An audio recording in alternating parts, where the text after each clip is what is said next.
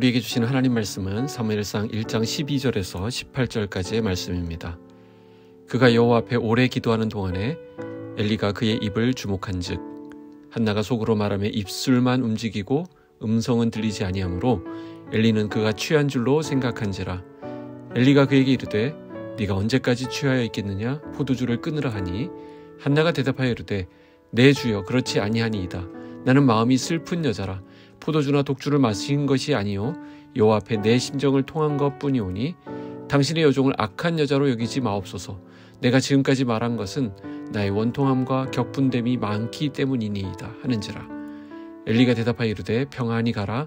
이스라엘의 하나님이 내가 기도하여 구한 것을 허락하시기를 원하노라 하니 이르되 당신의 여종이 당신께 은혜 있기를 원하나이다 하고 가서 먹고 얼굴에 다시는 근심빛이 없더라. 아멘. 할렐루야. 오늘도 복된 날 맞았습니다. 새해를 시작하면서 하나님 앞에 어떤 결심들을 하셨나요? 여러 가지가 있겠죠. 그 중에 성경 일독하는 것을 꼭 포함했으면 좋겠습니다. 어제는 우리 빗소금 성도들 몇 분이 나와서 창세기를 함께 읽었습니다. 창세기를 다 읽는데 한 3시간 정도 걸린 것 같습니다. 함께 모여서 읽으니까 서로 격려도 되고 집중도 잘 되고 아주 좋았습니다. 아직 시작하지 못한 분들은 이제라도 좀 마음을 먹으시길 권합니다. 하루에 3장, 주일에 5장 정도 읽으면 1년에 성경 일독을 할 수 있다라고 하죠. 모두 파이팅입니다. 자, 오늘 본문은 언약궤가 있는 실로에 있는 성전에서 엘리 제사장과 한나 사이에 있었던 일입니다. 먼저 문설주 곁 의자에 앉아 있는 엘리 제사장의 모습을 보게 됩니다. 그는 성전 입구에 앉아서 사람들을 지켜보고 있습니다. 근데 가만히 보면 예배자가 아니라 관리자가 되어 있는 제사장의 모습을 볼 수 있습니다. 이스라엘 전역에서 사람들이 옵니다. 언약궤가 있는 이곳 실로에 와서 제사를 드리고 있습니다. 그러니 누가 오는지, 어떤 예물을 가져오는지, 무슨 일이 일어나는지 살피는 것까지는 좋은데 아예 성전 입구에다 자기 의자를 갖다 놓고 그걸 바라보는 것이 그의 임무가 되어버렸습니다. 오늘 우리가 반복되는 예배를 드리다 보면 어느 순간 예배의 관찰자가 되고 또 감시자가 되고 방관자가 되는 것을 봅니다. 내가 그 예배의 당사자가 되어 하나님의 은혜를 구하고 하나님께 나아가기보다는 몸은 나와 있지만 다른 것들에 마음이 가 있는 경우가 있을 수 있다는 것이죠. 주보를 교정하고 있고 설교를 비판하고 있고 다른 사람을 판단하고 있는 우리의 모습이 있을 수 있습니다. 성전 물설주에 자기 의자를 두고 예배의 방관자로 살아가는 엘리의 최후가 성경에 소개되어 있습니다. 뒤에 사무엘상 4장에 가보시면 하나님의 궤를 말할 때 엘리가 자기 의자에서 자빠져 문 곁에서 목이 부러져 죽으니 나이 많고 비둔한 연고라 그랬습니다. 자기 의자에 앉아있다가 거기서 자빠집니다. 그에 반해 한나는 오직 하나님 앞에서 기도합니다. 성전에 와서 나가지 않고 한참을 있으니까 제사장인 엘리가 주목하여 보았습니다. 보통 사람 같으면 진작 갔을 텐데 하면서 뭐지? 하면서 계속 지켜봅니다. 그래서 무슨 기도를 하는지 궁금했던 모양입니다. 그래서 가까이 다가가 엘리는 그녀의 입을 주목하기 시작합니다. 그런데 입술은 움직이지만 말소리는 들리지 않았습니다. 왜냐하면 한나는 속으로만 기도했기 때문입니다. 밖으로 크게 소리내지도 못하고 하나님만 아실 수 있도록 입술만 살짝 움직이는 그런 기도를 드렸던 것입니다. 여기서 우리가 확인하고 갈 것이 있습니다. 소리가 크다고 좋은 기도가 아닙니다. 한나는 중심으로 기도했고 그 마음으로 기도했고 하나님 앞에 자신을 온전히 맡긴 채 오래 기도했습니다. 그러니까 한나의 기도에는 간절함이 있었습니다. 한나는 그냥 되는 대로 기도한 게 아니었습니다.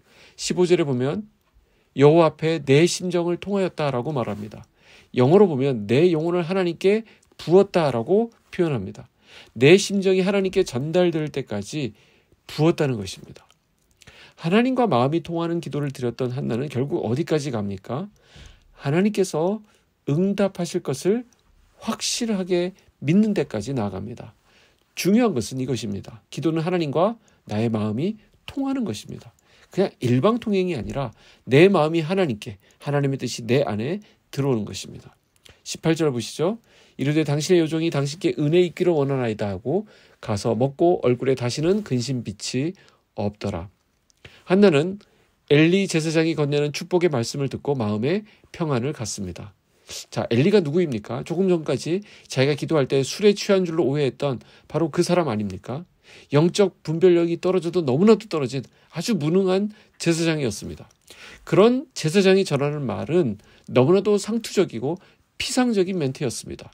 17절 한번 보실까요? 엘리가 대답하여 이르되 평안히 가라. 이스라엘의 하나님이 내가 기도하여 구한 것을 허락하시기를 원하노라 하니.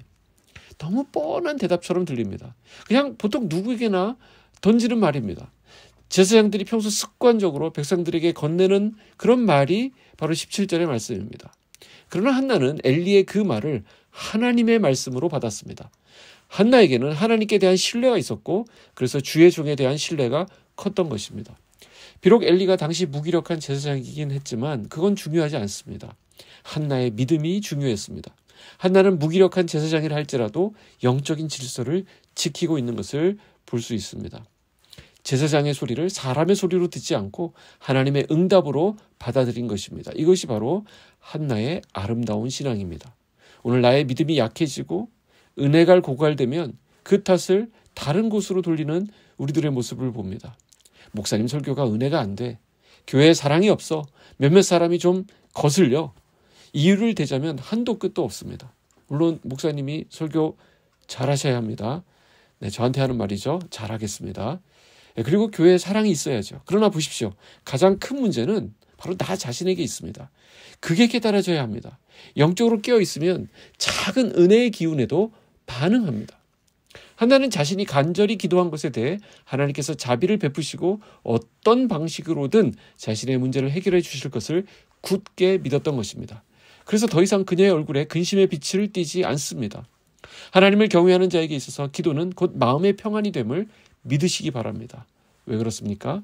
하나님께서 응답해 주실 것이 너무나도 확실하기 때문입니다. 결국 기도의 응답의 확신이 평안을 가져다 줍니다. 빌립보서 4장 6절 7절 아무것도 염려하지 말고 다만 모든 일에 기도와 간구로 너희 구할 것을 감사함으로 하나님께 아뢰라. 그리하면 모든 지각에 뛰어난 하나님의 평강이 그리스도 예수 안에서 너희 마음과 생각을 지키시리라. 아멘.